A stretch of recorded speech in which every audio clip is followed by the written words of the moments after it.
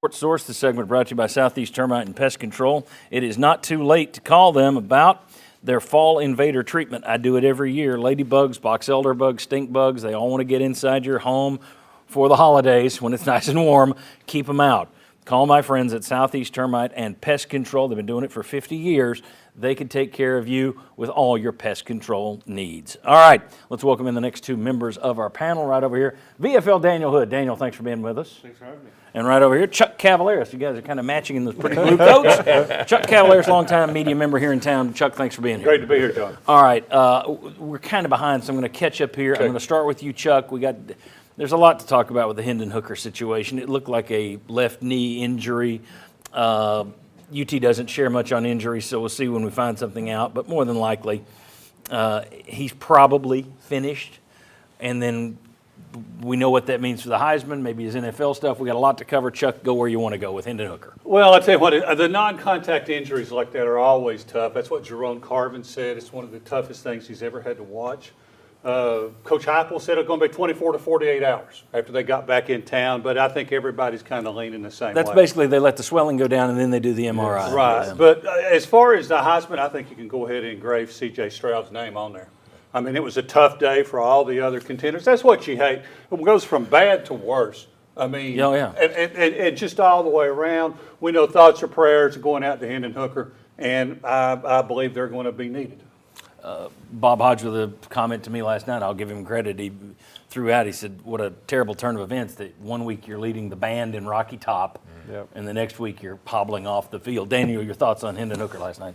Yeah, it's unfortunate. You know, knee injuries are never fun to have, and you just look back over the last 24, 26 games that he was able to share with us at UT, and, you know, that's probably the last time you'll see him in a Tennessee uniform. And you know, what he was able to string together, the touchdown to interception ratio, the way he took this team from the Jeremy Pruitt era to Usher and Heupel and all the change there. It's very incredible what's happened. And then, you know, it's going to how does this hurt his NFL stock? How does this hurt his actual financial pocket for everything that he gave to UT? Yeah, because, I mean, that's let's assume it's the worst. Maybe we get lucky. You do hear those miracle stories. Well, it wasn't a knee after all. He can play. Let's hold out hope for that. But more than likely, if it is a knee injury, you're looking at the rehab, and that's going to knock him. Who knows where he would have gone in the draft anyway? He'd risen, but is that risen to third round, fourth round? All right, does this now drop him fifth round, sixth round? That's money.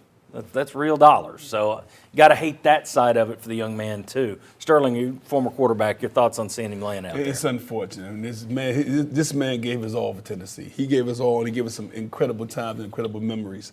But, you know, with the way sports medicine is right now, you know, there are a lot of things that are happening with these doctors and these different revolutionary ways to rehab people that get injured. So, you know, hopefully he'll have a blessing with that, and it won't hurt him as much as we think it may in his future endeavors in the game of football. Mike Stoll, thoughts? Yeah, a couple of things. I texted you before the game. I said, hey, Hendon Hooker, this is his time to step up and earn the Heisman because everybody else kind of laid flat. Yeah. Right. Didn't have his best game. I messaged you early on, you know, seeing guys slip, fall. Sand flying. That field was garbage. University of South Carolina should be embarrassed. You know, Tennessee gets bombarded for Alabama, tear up half the field, and the next week they're playing on it, okay? So, I mean, that's another whole situation where that field was garbage, and that contributed to his injury, no doubt about it. And I think the guys that play long enough, when you see somebody go down, you know, I saw when Jabari Small went out last week and he hit, you know, and he kind of rolled over, it's like he hit the shoulder, right? You just know because you've seen it long enough. The way he went down, you're like, he got a knee, and he got a knee pretty good. So you just hope the best for him. Yes. And he's also taught everybody how to play quarterback in this system. So Milton has seen it. You get Nico who comes in, he sees it. So he has set the tempo of, okay, here's how you play the quarterback position in this offense. And remember last year in the Florida game, we thought Hendon had a really serious knee injury and he was going to be okay. You're talking about Joe Milton, right? Being the starter? Yeah. Who's your backup? I mean, Taven Jackson's been out with a knee, correct? Yeah, well, I mean, I think that's something that could come up as well. You would hope that you're not going to be dealing with, Lord, don't start thinking about what happens if Milton gets hurt. Okay. When we come back, let's talk about the defense, the coaching, and yes, the rumors swirling about Jeremy Banks and what went on there. We'll discuss all that next. Coming back on the Sports Source.